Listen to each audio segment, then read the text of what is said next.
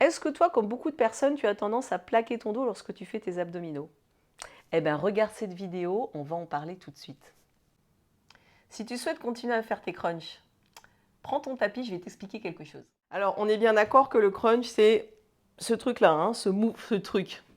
J'ai un peu de mal avec les crunchs, avec ce mouvement-là. On va revenir aux bases.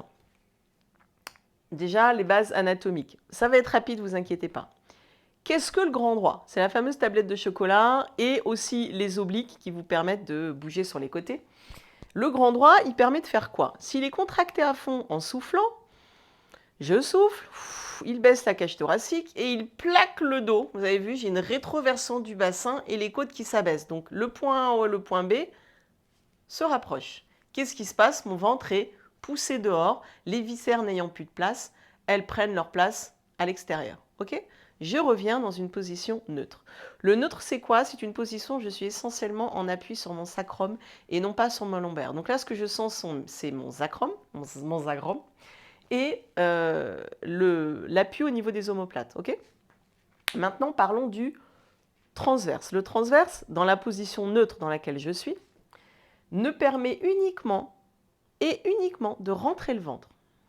C'est-à-dire que je tire mon nombril à l'intérieur et vous voyez, là je vais même aller chercher dans le périnée, je retiens le pipi et je tire mon nombril vers la colonne vertébrale. Donc, voilà, je souffle et vous voyez que mon ventre, en fait, s'affine. Le fait de bien faire ces abdominaux, c'est de toujours engager périnée transverse numéro 1, les deux là, puis troisième, le grand droit avec les obliques, systématiquement les obliques qui vont être là. Donc, première erreur, c'est de systématiquement basculer votre bassin lorsque vous faites votre crunch. Vous voyez mon ventre, et en plus sans rentrer le ventre. Là, mon ventre, il est poussé dehors. Et en plus, j'ai inversé ma colonne vertébrale qui n'est naturellement pas dans cette position-là quand je suis debout en train de faire mes efforts. Bon. Ce que je vous propose, c'est de garder le neutre, c'est-à-dire ne pas chercher à plaquer votre dos. Allonger votre colonne, oui. Rester proche du sol, oui. Mais commencez à serrer le périnée, rentrer le ventre, et ensuite expirer en abaissant un peu vos côtes.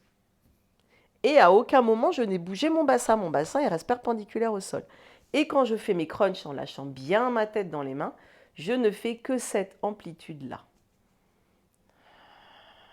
Vous voyez, là, je le sens tout de suite passer. Je souffle, je rentre mon ventre et j'inspire. Si vous avez mal au dos ou trop mal aux abdominaux, quand je dis le dos, c'est le haut du dos. Moi, personnellement, faites le mettre les mains comme ça me fait mal au haut du dos. Je mets mes mains ici et je gère mieux le fait de rentrer le nombril. Voilà. Et lorsque vous faites ça, vous aspirez le ventre. Mais le mouvement, il vient d'ici en légère amplitude. Par contre, il ne vient pas de là. Vous voyez le fait de plaquer systématiquement votre bas du dos.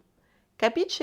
Donc, bas du ventre, périnée, on rentre le nombril et après on expire et on baisse un peu les côtes. Et c'est tout.